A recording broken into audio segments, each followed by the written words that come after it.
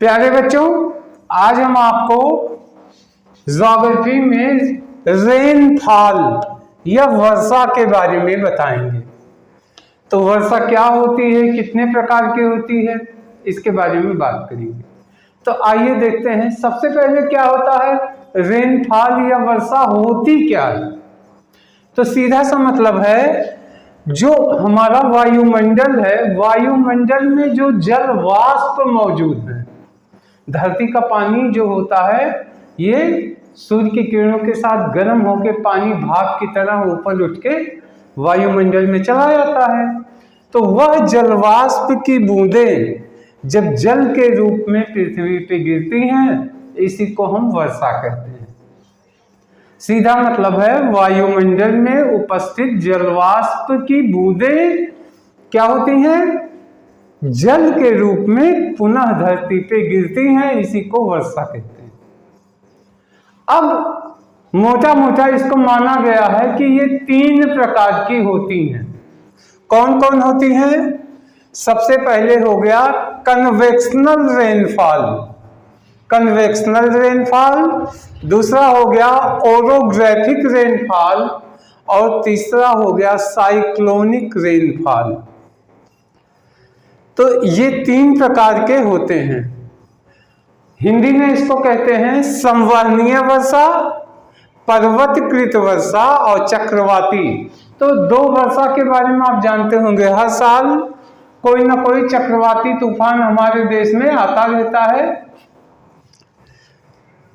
इस समय भी हमारे देश में जब हम ये वीडियो बना रहे हैं तो एक चक्रवाती तूफान गुजरात और महाराष्ट्र के समुद्र तटों पे टकराने वाला है। आप जानते हैं, टीवी न्यूज़पेपर वगैरह में सुन रहे होंगे।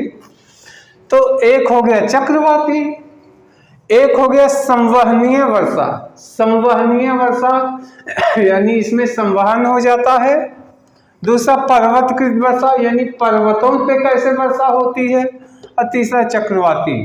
तो 3 प्रकार की वर्षा दिमाग में रख लीजिए। पहला संवहनीय, दूसरा पर्वतकृत यानी पर्वतों पे कैसे होती है, और तीसरा चक्रवाती तूफान से जो वर्षा होती है।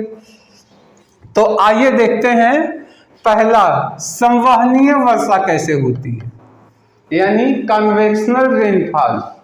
तो कन्वेक्शनल रेनफॉल या संवहनीय वर्षा कैसे होती है। शुरू में क्या होता है, जब सूर्य की किरणों से हमारी धरती गर्म हो जाती है, तो धरती जब गर्म होती है तो हवा भी जो धरती के पास समीप का जो हवा होती है, ये भी गर्म होती हैं। और गर्म होने से हवाएं क्या होती हैं, हल्की हो जाती हैं। हल्की होती हैं तो ये ऊपर की तरफ उठती चली जाती हैं। और जब ये ऊपर की तरफ जाती हैं तो ये जो है संवहनीय धाराओं का निर्माण करती हैं। यानी ये गर्म हवाएं ऊपर की तरफ जाती हैं तो संवहन धाराओं का निर्माण कर देती हैं। और इसके बाद क्या होता है, यहाँ पे ये वायु जो है जैसे जैसे ऊपर जाती है वैसे वैसे ठंडी हो जाती है। वायु क्या होती है, ठंडी होती है। फिर जलवाष्प के रूप में ये संघनित हो जाती है, कंडेंस हो जाती हैं। और उसके बाद इस पे कपास मेघ बनता है। जो बादल कपास मेघ यानी क्यूमुलेटिव क्लाउड्स, ये बादल कैसे होते हैं, ये सफेद सफेद होते हैं।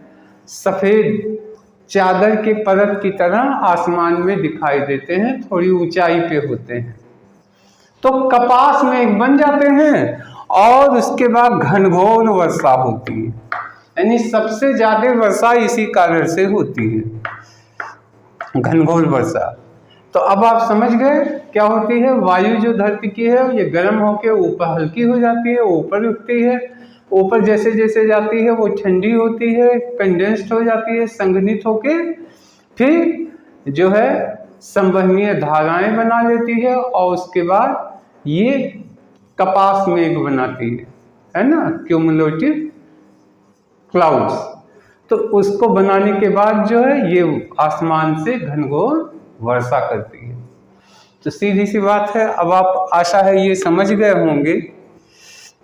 अब आते हैं पर्वतकृत वर्षा। पर्वतकृत वर्षा यानी ओरोग्राफिक रेनफॉल।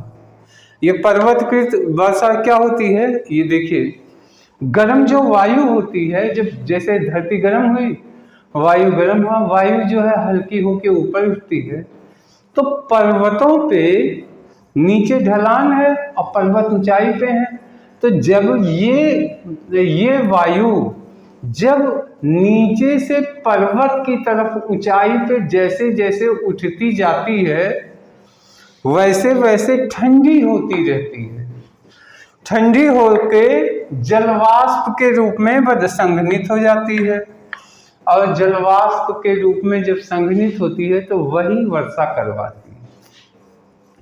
आशा है ये भी समझ गए होंगे कि गर्म वायु जब ऊपर की तरफ पहाड़ों पे चढ़ती है, तो जैसे जैसे चढ़ती है वैसे वैसे ठंडी होती जाती है।